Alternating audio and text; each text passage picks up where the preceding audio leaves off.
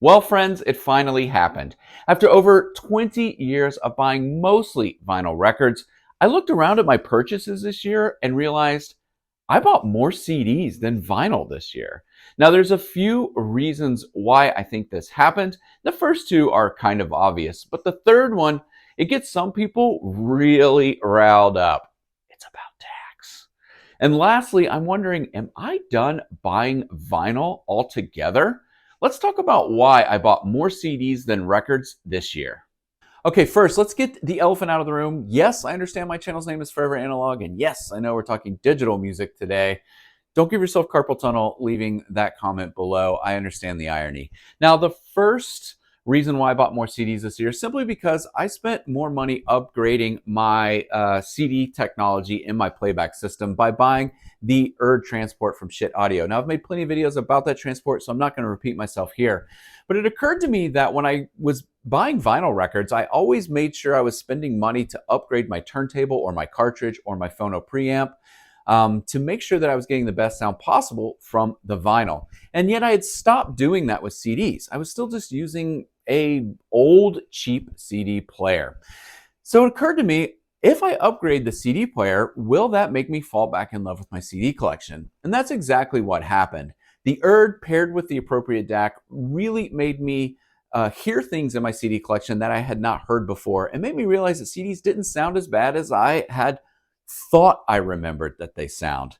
And so once I fell back in love with my old CD collection, I immediately thought, well, I may as well start shopping for CDs while I'm out at the record store. And that's what I did. So the upgrade in equipment for me got me excited in buying more CDs this year. Now, the second reason is really obvious, and that's simply that CDs are so much cheaper than vinyl. I love buying music in quantity, and I used to buy a stack of vinyl records when they were cheaper than CDs, but now I find myself buying stacks of CDs because they're cheaper than vinyl. Now, I want to give you an example of just what I found today. For instance, at an estate sale, I found all of these CDs for $1 each. I got Toadies Rubberneck, Everclear's Sparkle and Fade, the Eurythmics Greatest Hits, the Pulp Fiction soundtrack, Mazzy Stars, So Tonight That I Might See, the Foo Fighters' first album, Big Star's Greatest Hits, Chris Bell's I Am the Cosmos, and another Big Star release, Live at Missouri University from 1993. Now, as I was leaving that estate sale, I saw a Goodwill. And now I understand that thrift stores are hit or miss for people. Some thrift stores have stopped selling CDs altogether, and sometimes they're in such rough condition you don't even want to buy them there. Or even some thrift stores have started raising the prices on CDs. But I went in anyway and found these three. Bill Frisell, Kermit Driscoll, and Joey Baron Live for $1.99. The case is pretty busted up, but that's okay. I love Bill Frisell's guitar playing and was totally unfamiliar with this release, so took a gamble on that. Alice Coltrane's The Impulse Story, kind of like a greatest hits for $2, and a 2 CD set by Ry Cooder. Now, other people may say, well, that's great. My thrift store doesn't have CDs, and record stores have started raising the prices on CDs. I think that's true, but I still find great bargains at record stores on CDs. For instance, I bought all of these for $42 total. I'll just run through a couple. Super Furry Animals Lovecraft. It's like a 90s Welsh band, indie band, 99 cents. It was marked down. Talk Natural History for $4.99. Pulps, This Is Hardcore for $3. Genius Plus Love by Yo La Tengo, one of my favorite bands, for $6.99. An early Green Day album that's been reissued by the band themselves for $6.99.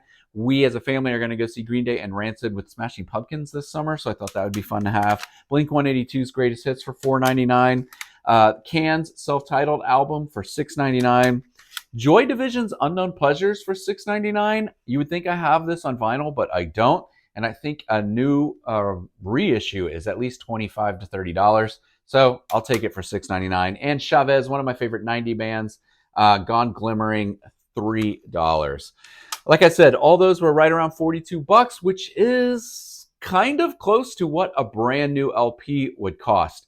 So for me this year, it's been fun buying music in quantity on CD rather than spending a higher dollar on brand new or even an increased dollar on used vinyl. Now, the third and final reason that I bought more CDs and vinyl this year is because I fell in love with buying and listening to external DACs. Now, that is important for me because I bought an expensive CD transport with the URD, and it requires the use of an external DAC. And I started with a budget DAC and then worked my way up to the Denner Phrips Aries 2 and was definitely able to hear a sound signature that I had never heard before with my CD collection, and it made it much more enjoyable for me to listen to. Now, I know there's a lot of people out there that think DACs do not change sound signatures whatsoever. My only sort of pushback to that is if you are someone that has a large vinyl collection and a turntable and you've ever upgraded your turntable cartridge and heard a different sound signature with an upgraded cartridge, for me, that's the same thing as upgrading a DAC. They're both technological methods to pull information from the source, whether that's a cartridge with a vinyl or it's a DAC with a CD. And as that technology improves in each instance, we're able to hear things that we've never heard before in music. So if you're someone that's completely written off DACs, I would encourage you to just reconsider if you also believe that you can hear a different sound signature with a turntable cartridge. That's what I found when I really took the time to research DACs and research CD transports and put it all together and try and hear different sound signatures with my CD collection using this updated technology.